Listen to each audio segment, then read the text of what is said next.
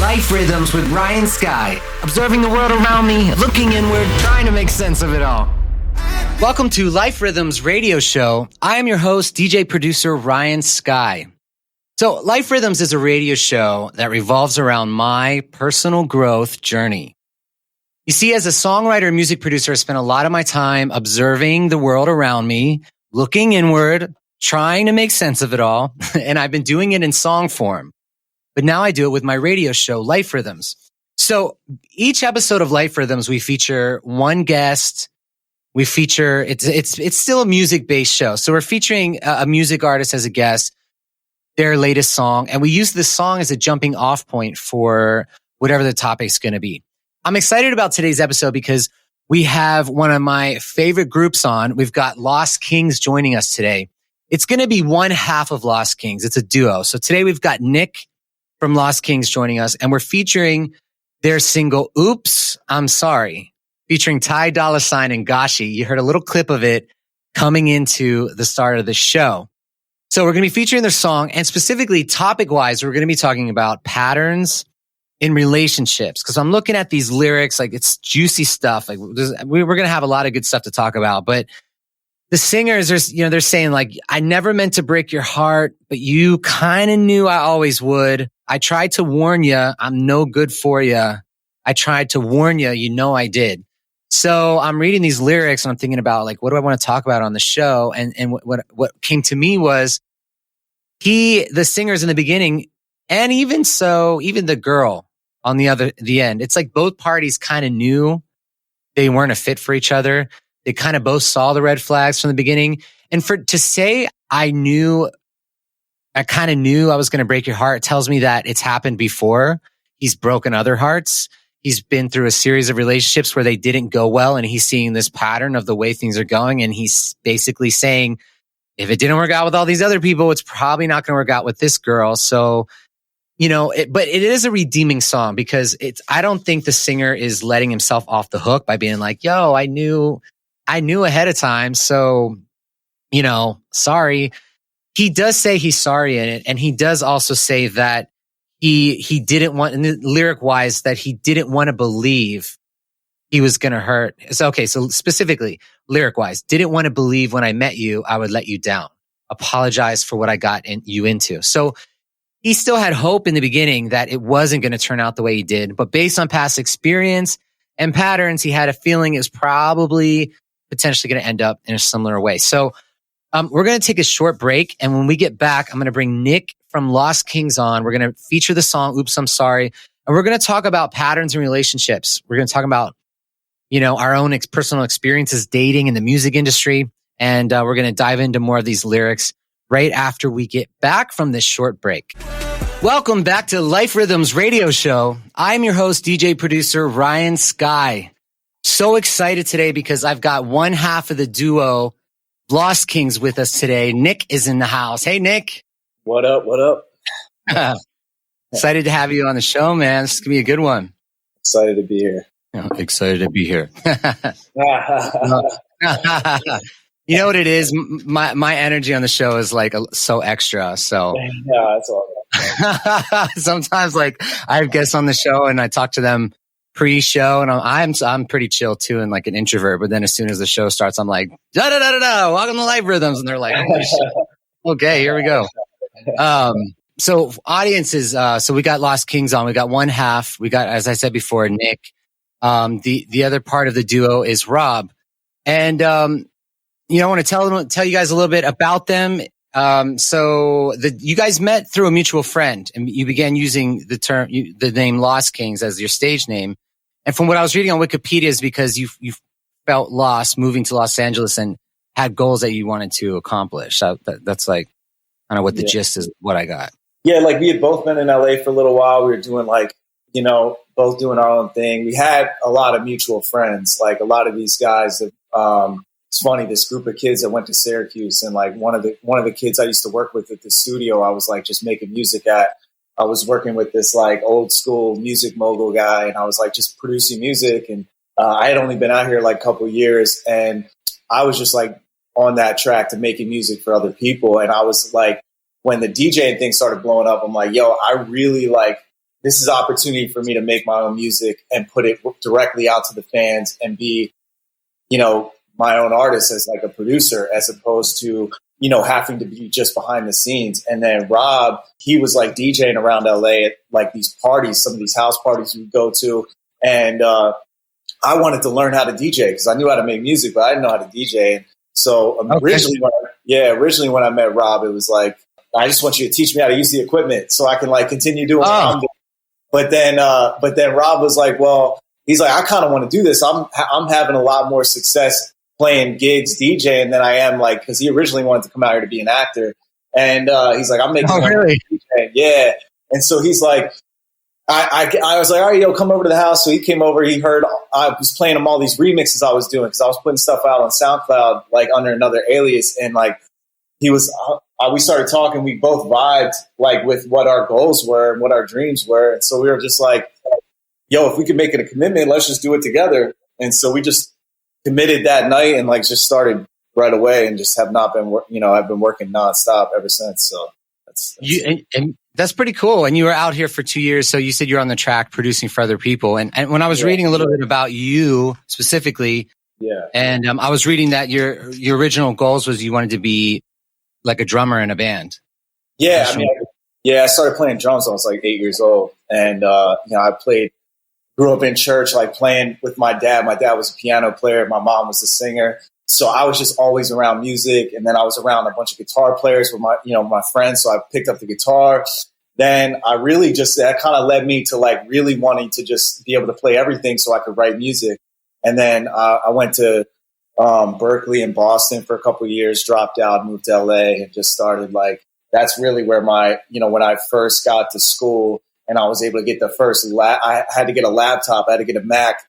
That was the first time I had access to like producing programs. And so like, I just kind of went wild with that. And that's like what I spent the majority of my time with. I just spent hours and hours and hours trying to learn the program so I could just like make music and produce, And Ableton or Logic, what do you guys prefer? Logic. I've been using Logic since the beginning. And it's been my number one. So cool. So a little history about Lost Kings for our listeners. So you guys gained popularity beginning in 2014 through official remixes for artists such as Imagine Dragons, Cruella, Halsey, Rihanna, Tori Kelly, and then also your original house tracks. And then through the popularity of that, you started releasing more music.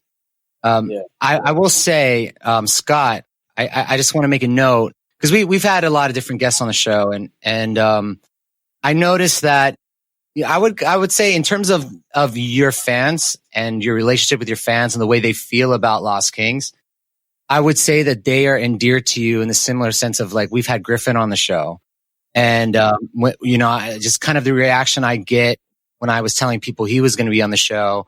I get similar reactions when I was telling people you guys are going to, you and representing Lost Kings will be on the show, that people have such an intense connection with the music that you guys are putting out.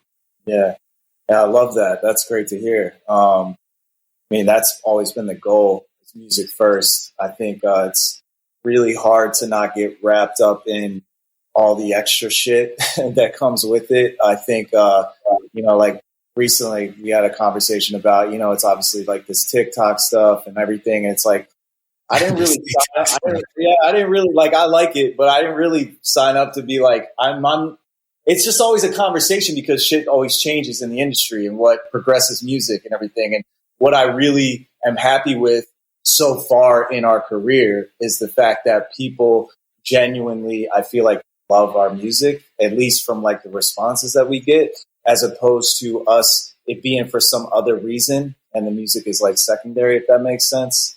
Yeah, as you're saying people like my music, I'm looking at my social media assistant and he's shaking his head like, yes. He's such a huge fan. Yeah, he was too shy to come over and say hi to you. That's what I'm talking about. Like you guys have this fan base that love the music, and it's come down to the lyrics and the vibe of the vibe of the production and just kind of putting it all together and the consistency, quality over time. Cause like so we're featuring your record. Oops, I'm sorry.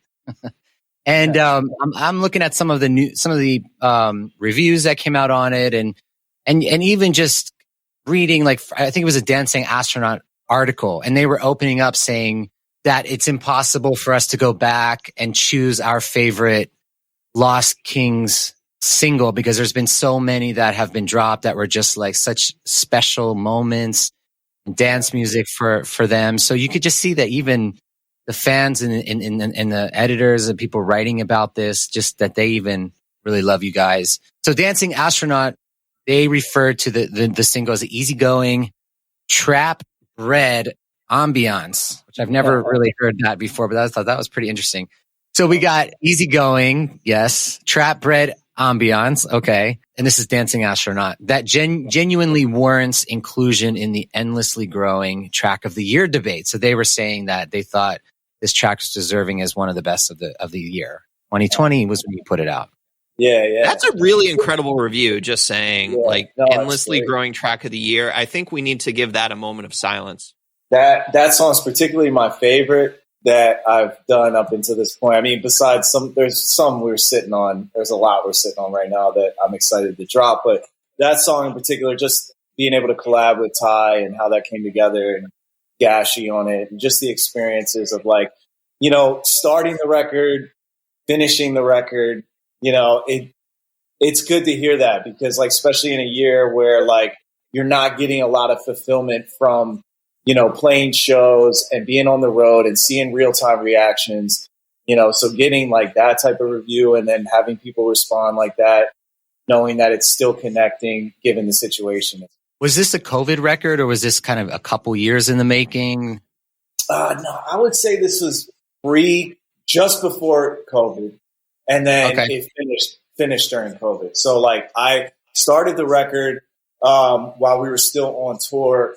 The end of that year before COVID was 2019. Yeah, the end of 2019, we were on tour. So I started it then, laid down a lot of the guitar and all that kind of stuff, like, in my old place, like, while we were on tour. And then and then came back, and we were trying to figure out who was going to get on it after I'd finished the production up.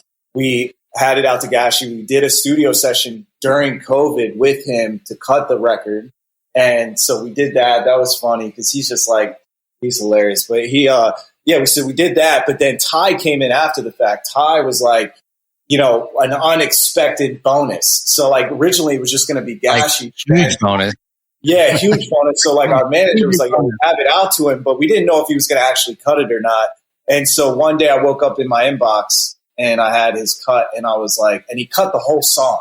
So I was like, oh, I was like, oh my gosh, he cut the whole song. And I'm like, he sounds incredible. But I'm like, all right, but I'll do like parts of Gashi. So I'm like, I got to just like Frankenstein it because we wanted to keep both of them on it. So we're just like, who does what best? So we thought Ty was great on the verses. Then Gashi comes in on the pre. And then it's like Gashi was done on the chorus. And it was just like a mix and match type of thing. Yeah, and listening to the track, you can't really. I mean, it's so smooth the way you guys go back and forth between the two vocalists.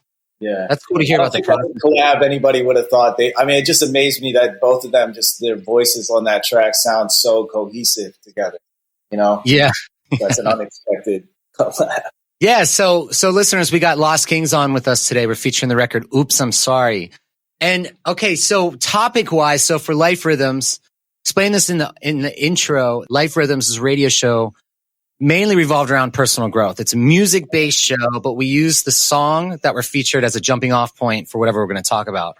And I'm looking at the lyrics of this song. First of all, it's such a gem of a song, so much to work with.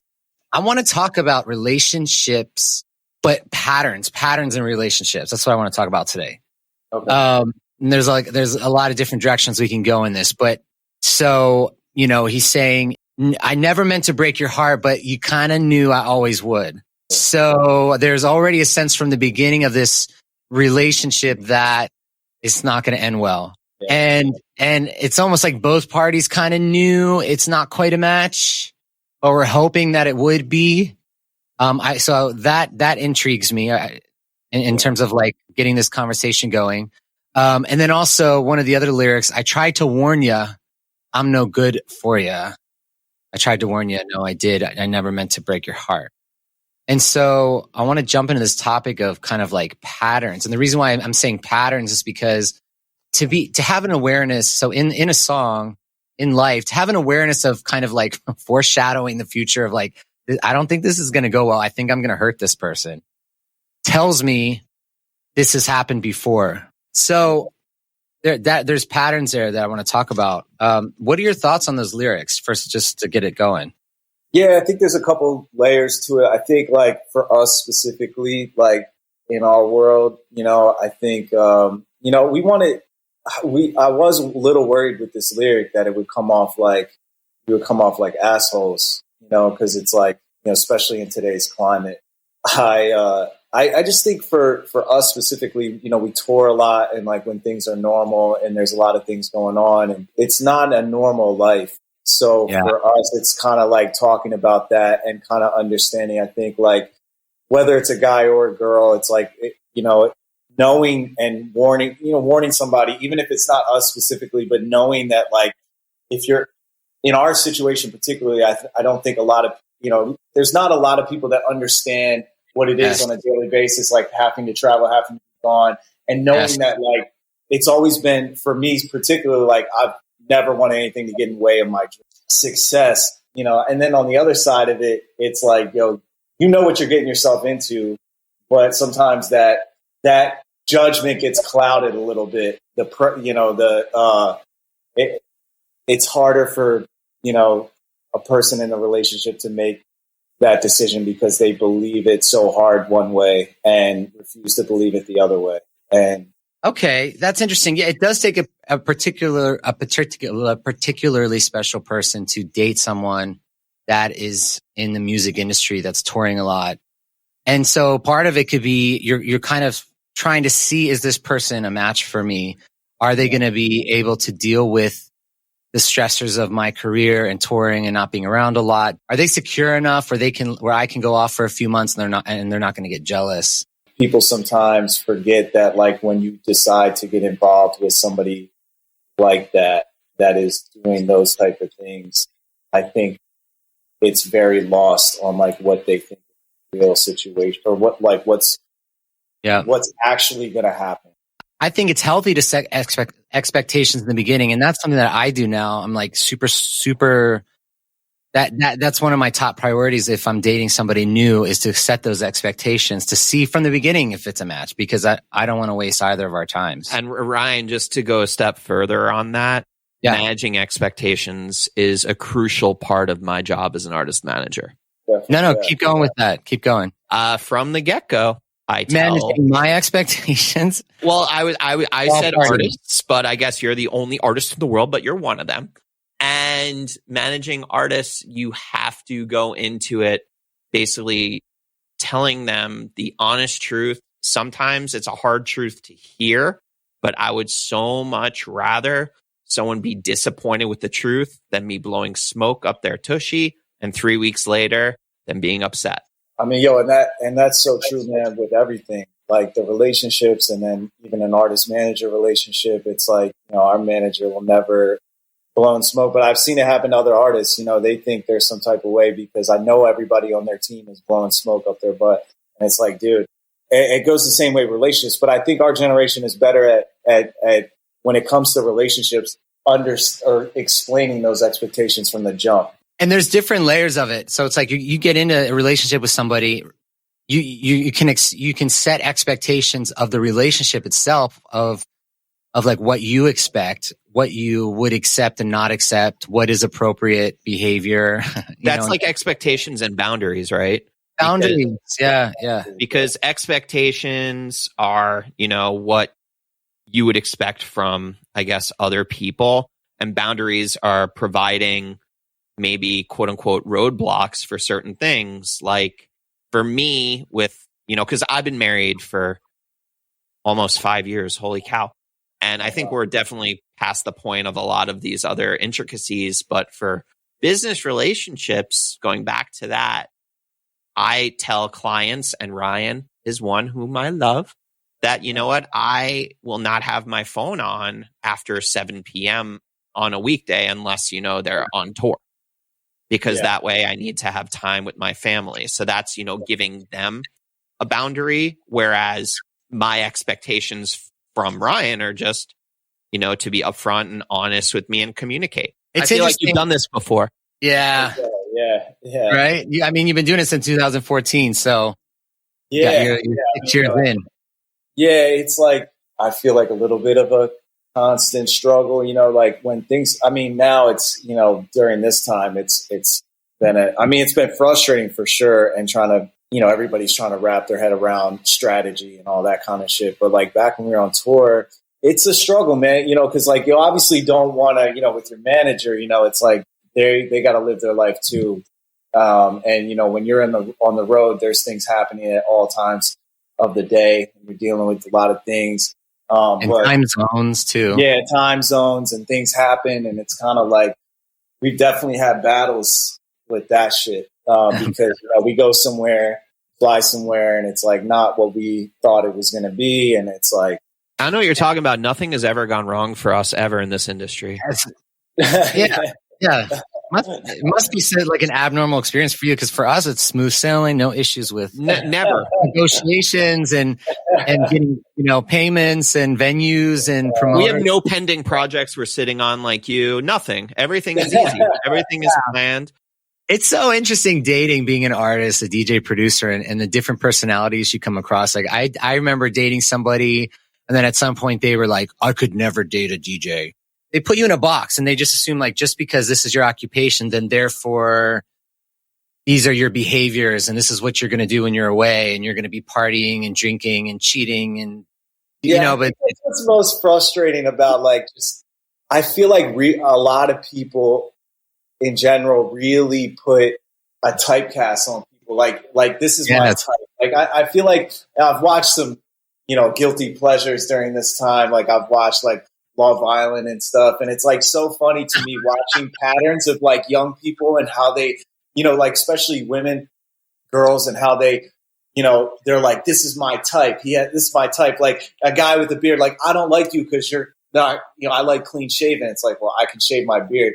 It's like the same thing with DJ. It's like same thing with that. It's like, they do put it, certain people put us in a typecast about what certain things that we do. And there are a lot of similarities, but, when it comes to the music side of it and what the job entails. But when it calls the other side of it, it's not everybody's the same.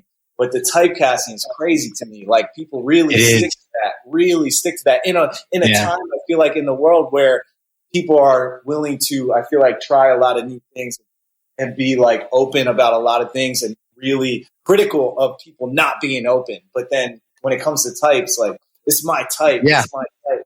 And then they're making a prediction of how you're going to act in the future. Exactly. Based off of the type. And what I try to explain to this person is that, first of all, if you really get to know me, you're going to know that these fears that you have are unfounded, A, and B, I'm there for the music. I don't even drink or do anything when I'm DJing. I'm sober. Yeah. So it's kind of frustrating to have somebody tell you, about yourself when you're like, that's not even close to accurate. It happens, I feel like, all the time on the road, man. People and and they want to ask you, sometimes when they ask you questions or they say certain things and just make assumptions about what it's like. And it's like, well, what? No, it's not. Actually, it's not, but I mean, I'm right there with you. Somebody's always got to ruin it for everybody. There is hope. There is hope. So what we're going to do is we're coming to the end of segment 1. We're going to take a quick break.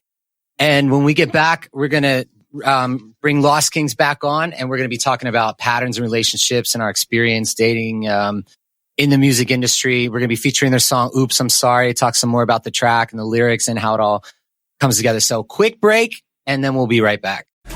Welcome back to Life Rhythms Radio Show. I'm your host, Ryan Skyy. I've got one half of the duo with me from Lost Kings. Nick is in the house. Hey, Nick, welcome back. Yo, yo, yo. Yo. And we got Scott, my manager and co-host. Hey, Scott. Oops. Yeah, let's talk about that lyric. Okay, so let's just dive right into the topic because we're in the final segment. I want to get a little deeper into this. So the track you guys heard a little bit coming in. This is the Lost Kings record. It's "Oops, I'm Sorry" featuring Ty Dolla $ign and Gashi. Super catchy. The lyrics, juicy lyrics. Like there's just so much we could talk about. We mentioned a little bit earlier because I brought up some lyrics about, okay, the lyrics of "No, I never meant to break your heart, but you kind of knew I always would. I tried to warn you, I'm no good for you." And I mentioned that to me, that tells me that the singer has hurt people in the past, kind of saw it coming. Here's a pattern repeating itself, or kind of like assuming it's going to happen again because it's happened so many times. And Nick, you had mentioned that you were a little concerned about that coming off the wrong way, which I think is pretty cool that you had that, you know, that was a concern. It just kind of shows me where your head's at in terms of messaging, which I'm actually right there with you. I have I have like a boundary and a mantra for myself that I won't ever put music out that unless it has a message that is in alignment with my belief systems. Like I would never put a song out that's like, "I'm lost without you." Like, I want you back. Like I'm nothing without you. Like I'm not going to perpetuate those kind of messages. You know? No victimizing, man. No victimizing, because you know, music is so powerful. So why would I put something out in the world that's putting messages out? So I really respect that you're conscious about the lyrics. Yeah. What I want to say is I don't get the sense. I don't think you have anything to worry about. First of all, the song's doing great. Yeah, it's I mean, yeah, but what I would say is like there are other lyrics that redeem themselves in the song that tell me that it you know, it's okay. So I mean, he's apologizing. He's saying "I'm sorry" many times. He's like, "Hate me if you need to. I'm sorry. Replay me if you need to. I'm sorry. Don't fight me. Hate me. Don't fight me. I didn't want to believe when I met you, I would let you down." So, I mean, there's a lot of lyrics in here that are redeeming. Yeah. You know? Yeah. It's not just, "I knew I was going to hurt you, so I'm off the hook." It's like, damn, like I'm sorry, you know? All that stuff balances itself out. Like that's, you know, having that in the verses. It was really like, I remember we had a conversation before we dropped the song, and they wanted us to drop the "oops" part because some of the people on our team thought that was like a little too in your face, like I don't give a fuck. And I was like, that's the whole tag of the song. Like we're not going to take that out. But that was what had me thinking, like for a second, like, man, will this come off the wrong way? But yeah, I mean, look, you can hate me if you want to. You know, I'm sorry, but like sometimes that's just the way it goes. You know. Wait, I got to say something important. You want to hear a similar corollary story about Bon Jovi? Yeah. Well, Ryan, you know, you wanted enthusiasm earlier. Can I have some enthusiasm before I say this wonderful tale? And then, yeah. Thank you. God, what's good for the goose is good for the gander. I love you. So, "It's My Life," Bon Jovi. Do you both know that song? Yes. It's my life. Yep. Yeah. I would say it's probably one of their biggest hits, and it came out decades after they started. There's a line in the song where he says, like Frankie said, "I did it my way." Frankie is a reference to Frank Sinatra. "My Way" is a reference to the song by Frank Sinatra. Richie Sambora, the guitarist, was like, "Dude, that is the stupidest idea for a line in a song." Bon Jovi is like, "Nah, not." I think Bon Jovi was right. A similar kind of thing that the artist pushed back and kept it in the song. Yeah, I think it's very important to fight, you know, for it's a little in that situation, you know, you're talking between band members about your collective idea. For us, like I think you really have to stay strong and really believe in what you're doing above anybody else, especially when it comes to you, because they're never in the room. Some, you know, like our team specifically, they're not really in the room with us when we're writing, when we're producing. You know, it's like they're coming from an outsider's perspective, obviously. So I always will fight for them to see the vision. You know, it's like sometimes they're not going to get it right away, and it happens all the time. So usually for each episode, I have a quote that I read. I usually read in the beginning. Didn't do it this time because I forgot. But I want to read it because that's a quote excuse, dude. That's awesome. I need to use that, you know, more often. Hey, I'm owning it, man. I'm just like in the song. I'm sorry. You can hate me. You can replay this episode. You can replay me. The quote's here. It's coming. But this it's quote too late now. It's too late now. Well, we got time. No, but this quote cracked me up, and it's going to take us right back into talking about patterns and stuff. So there's a book called Survivor, right? And the book is by Chuck Palahniuk. Chip Palahniuk, the Fight Club guy, right? Yeah. So Survivor is a satirical novel published in February 1999. It tells a story of Tender Branson, a member of the Cretus Church, a death cult. But what's interesting to me about the book is the chapters and pages are numbered backwards in the book. So the book starts with chapter 47, page 289, and it ends with page 1, chapter 1. So it's kind of like a message of, you know where this is heading, which is like your song. It's like, I know where this relationship was heading, right? I know this isn't going to end well. And with this particular book, Survivor, the cover of the book features a plane flying straight into the ground. Right? So right there, that cracked me up. And it's a satirical novel, satire for audience members. The definition is the use of humor, irony, and exaggeration to ridicule to expose and criticize people's stupidity or vices. So it's basically like it's truth. It's like a humor, using humor and exaggeration to portray the truth of humanity. So I want to preface that because this is the quote, and it's obviously like satirical. But okay, here's a quote. So he says in the book, there are only patterns on top of patterns that affect other patterns hidden by patterns within patterns. If you watch close, history does nothing but repeat itself. What we call chaos is just patterns we haven't recognized. What we call random is just patterns we can't decipher. What we can't understand, we call nonsense. What we can't read, we call gibberish. There is no will. There is no free will. There are no variables. Crazy. Like, okay, Chuck, that's crazy. Yeah. What do you think about that? That's tough to swallow, honestly, because like I get it, but it's like, dude, the thought of there not being, because I feel like when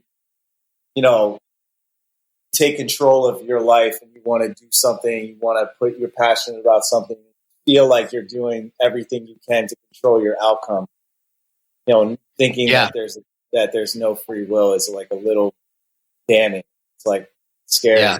Like that you're just following a pattern. I mean, at some level, I think that, when it comes to like, how parents act and then how their kids act, and then like girls, they date certain type of guys and they always wonder why the problem is, it's like, well, you have a pattern dating the same guys.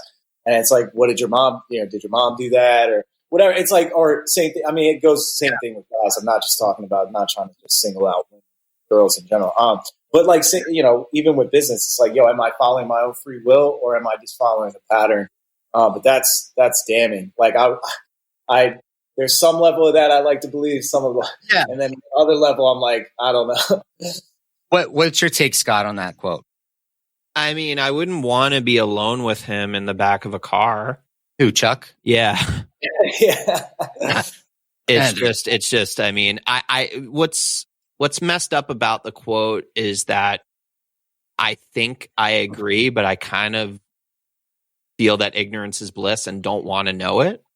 And why did you tell us this, Wyan? Why am I learning this stuff that's so saddening? I mean, I think, I mean, you know where I stand because Ryan and I have different theories about the universe and energy and, even organized religion. So I feel that Chuck said something that echoes with how I feel, but I would say it a little bit sweeter. Okay. That's cool. Thank you for your support. I support it. Yeah, I mean, it is a satirical statement. It's meant to portray some truth, but obviously in an exaggerated way.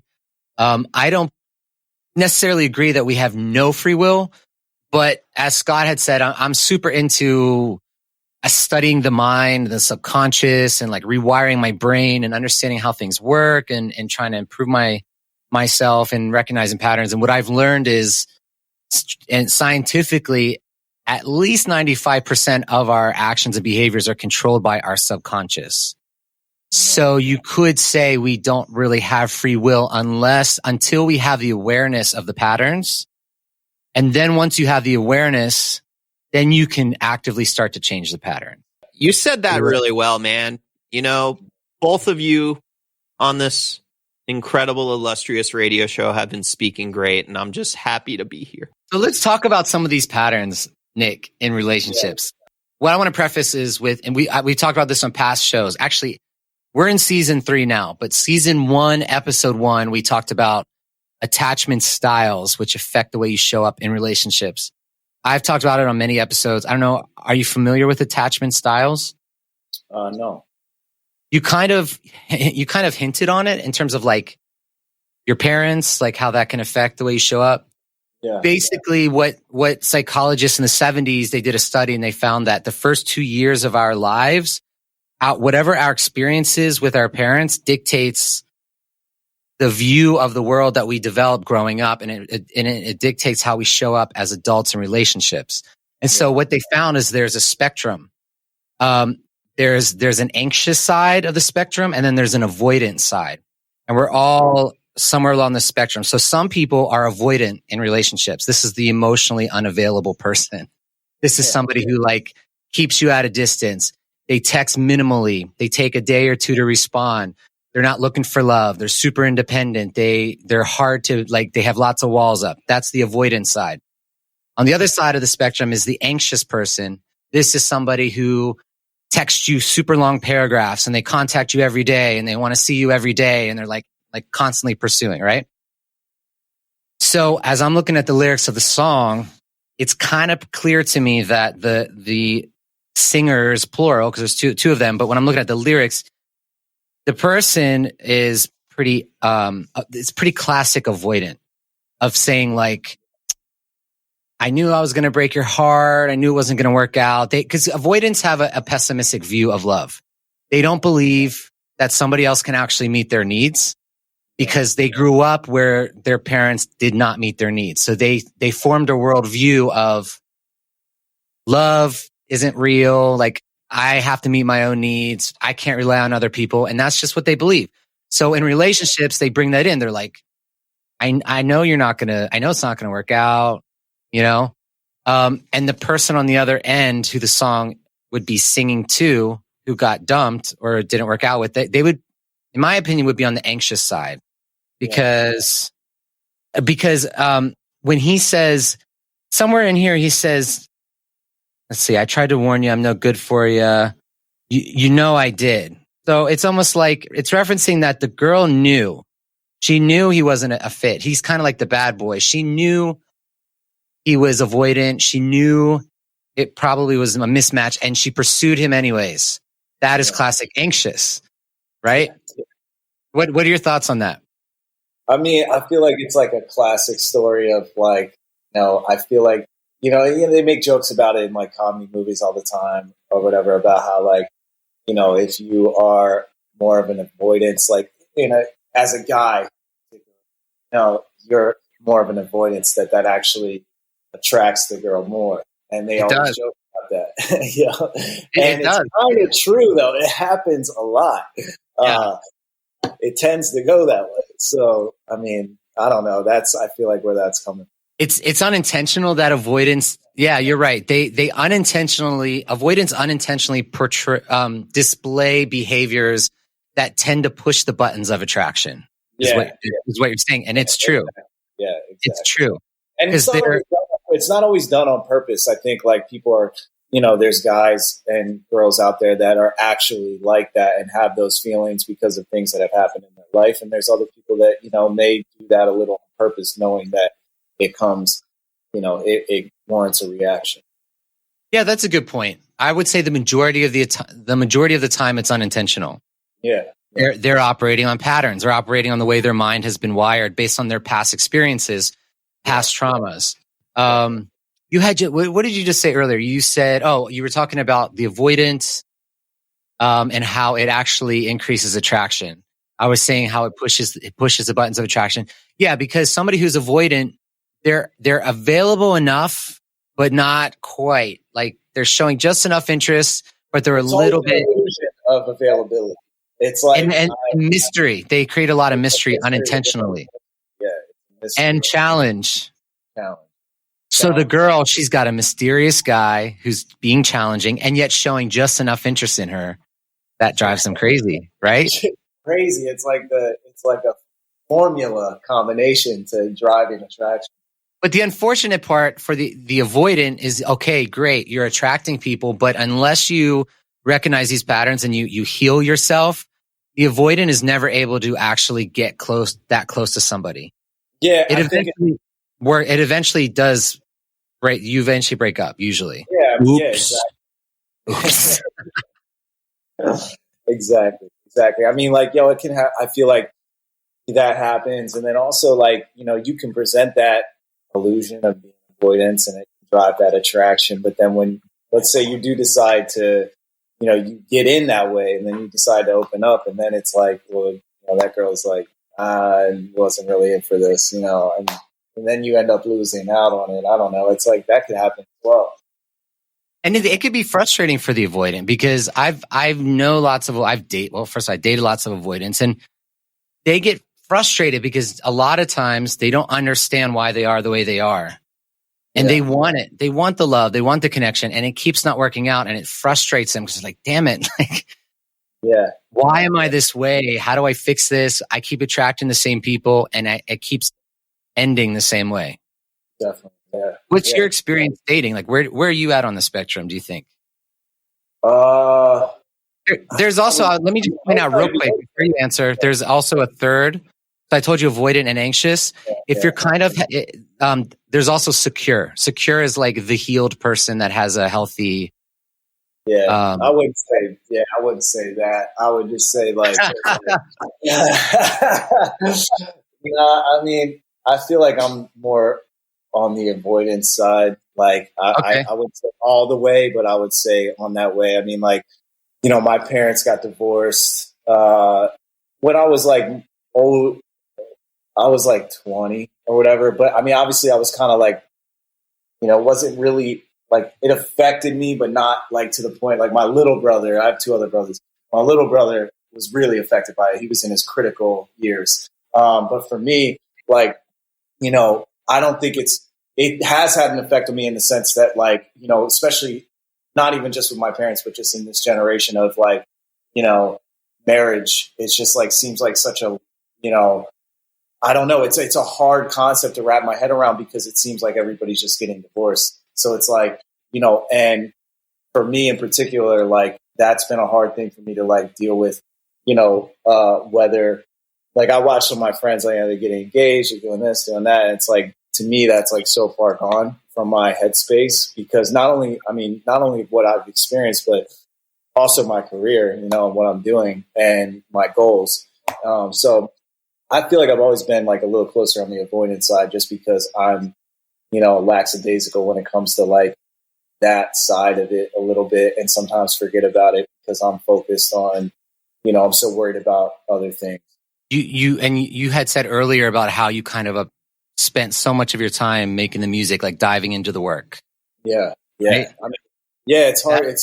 You get lost. That's classic avoidant too, is keeping themselves busy, being super busy, diving into the work, independence, focus on the career. Yeah. And then you said, so your parents divorced, so you never really had it modeled to you a successful marriage. Yeah. So it's kind of like, okay, I've never really seen it happen successfully. So is this real? Like, can this really work out? Yeah, it's like, it just kind of makes you wonder, like, what's the point? It's like, obviously I can realize that there's different situations, different scenarios, and different relationships, and things happen. But at the same time, it does make you think, like, a lot of the time, like, what's the point? So there's hope. I mean, if you meet the right person, so this is one thing that I've learned as well, is no attachment style is permanent. That we can heal. And one way is to learn about your attachment style And then you can go online and research like how to rewire your brain.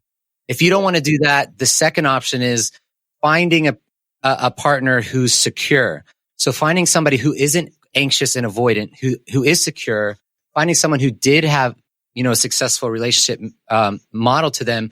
And through the course of dating that person, you will naturally heal on your end because through their actions, they're going to consistently show up in the healthy way. And you kind of learn from their example. And just over time, you just find yourself becoming more secure because you keep seeing their behaviors and then you eventually start mirroring their behaviors. And over time, it kind of like brings you out of that avoidant space. So there's hope. I think a lot of people now are realizing that, they got a lot more time to kind of make those decisions and get a little more secure in whatever it is whatever situation they're in. So that I think being patient is is obviously a bigger deal now, I think, in our generation. So, and I think that's better. I think that works out better in the long term for people that are getting married or whatever they're doing. Yeah, I was reading that our generation is getting married later in life.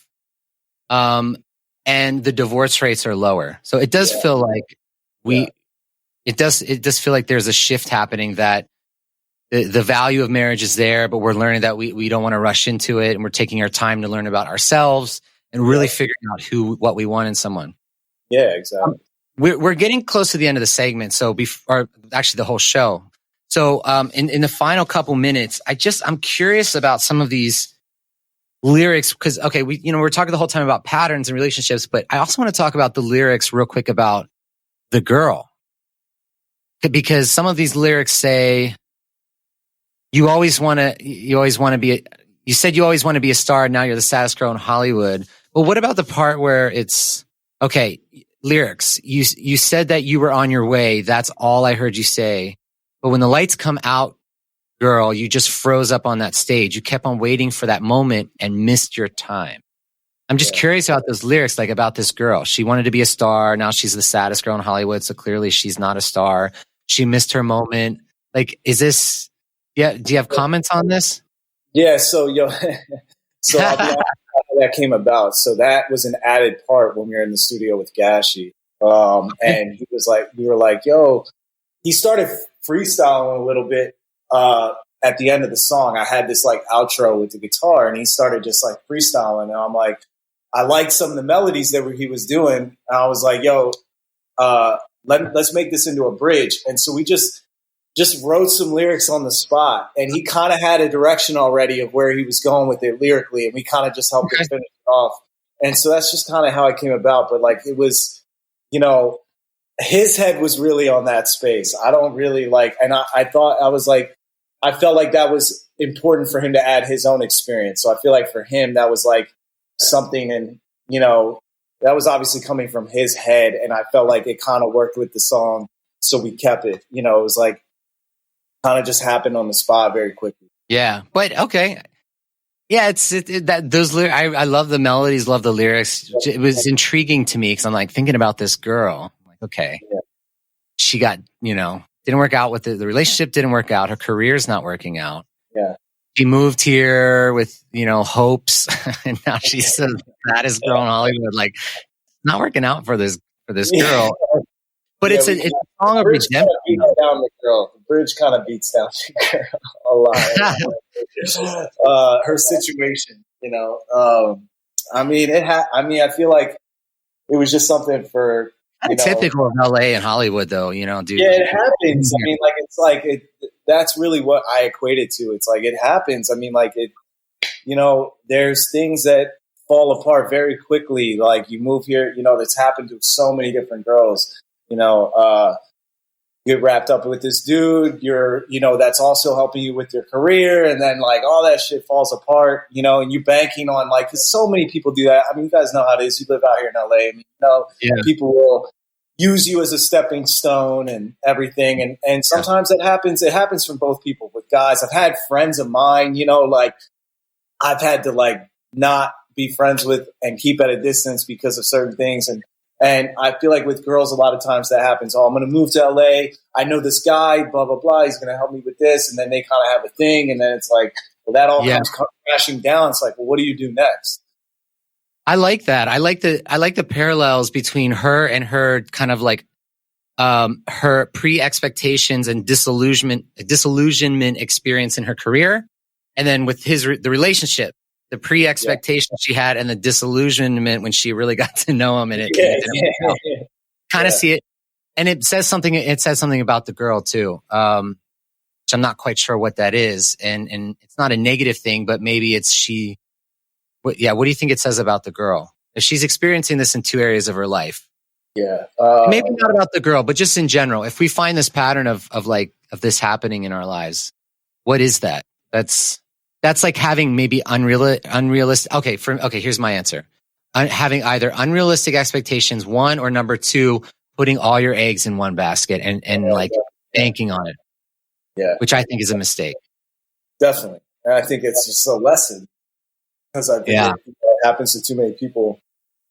You know, it's like you put your eggs in one basket and kind of just like build the story up on your own, thinking that things are going to fall into place and certain things are going to happen without leaving the situation in your control. You know, you're putting your situation in somebody else's control.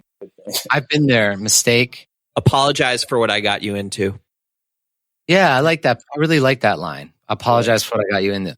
So she may be going through a tough time, but I know that she's going to be stronger in the end. So maybe you guys can write a song about her redemption song about how she. Yeah, maybe we'll make she's a badass chick that's like making shit happen for herself, and she learned from her experience. You know, it's like innocent, fresh face, and you come to the city, maybe get screwed over a couple times in the industry, and you start to become more savvy in life. Yeah. Definitely. And Savvy was on our show. Mark and Savvy's a songwriter. Schmarks and Savvy. We had them on the show. Yeah. Okay, so that's it, man. That brings us to the end of the show. Awesome, man. So we're appreciate it. It's a pleasure. It's an interesting conversation. Listeners, we got Lost Kings on today, and I just can you give them your socials? Pretty easy, but just We Are Lost at We Are Lost Kings, all the socials. So We Are Lost Kings. Yeah, we are Lost Kings. Yep. And then streaming platforms, just searching Lost Kings. Yeah, exactly. Cool. Yeah. Check out all the music. If you liked all the clips you were hearing of this record, you're going to love their catalog. So thanks for coming on the show. It was a pleasure. Yeah, no, thank you guys for having me. Appreciate it. And as always, thank you, Scott. About frickin' time. Thanks are in order. So that's it for Life Rhythms Radio Show. Thank you for checking it out. Stay in touch. We are here weekly. All the episodes are available in podcast format after they air live. So this is live on IW Radio, and then it's available in streaming format on Apple Music and Spotify. So check out Life Rhythms. See you next time.